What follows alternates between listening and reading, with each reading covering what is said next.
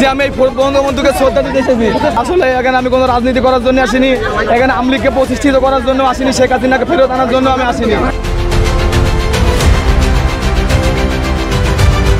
রাজধানীর ধানমন্ডি ৩২ হইতে আটক রিক্সা চালক মোহাম্মদ আজিজুর রহমানরে কিয়র ভিত্তিতে সন্দেহভাজন হিসেবে উগ্গা মামলাত গ্রেফতার করা হইয়ে তা জানতে চাইরে ধানমন্ডি থানার ভারপ্রাপ্ত কর্মকর্তার হাতে ব্যাখ্যা তলব করা হইয়ে। একই সঙ্গে ওই পুলিশ কর্মকর্তার সাম্প্রতিক কর্মকাণ্ড ও বক্তব্যে কোনো অসঙ্গতি আছিল কিনা তা খুঁজি দেখিবার ব্যবস্থা লইয়ে ঢাকা মহানগর পুলিশ রবিবার অন্তর্বর্তী সরকারের এক বিবৃতিত এ হতা জানানো হয়।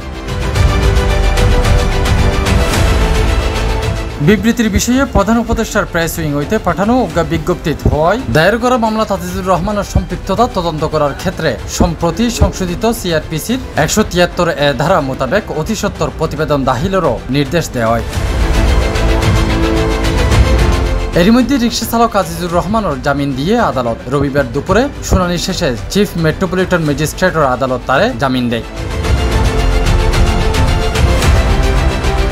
ইয়ার আগে শুক্রবার শেখ মুজিবুর রহমানের ৫০তম শাহাদাত বার্ষিকী ধানমন্ডির ৩২ নম্বর সড়কত তার বাড়ির সামনে শ্রদ্ধা জানাইতে যাইরে মারধর ও হেনস্থার শিকার হয় রিক্সা চালক আজিজুর রহমান। পরে তারে গ্রেপ্তার করে পুলিশ।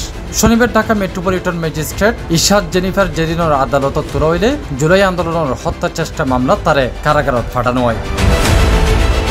C+ TV, Chittagong.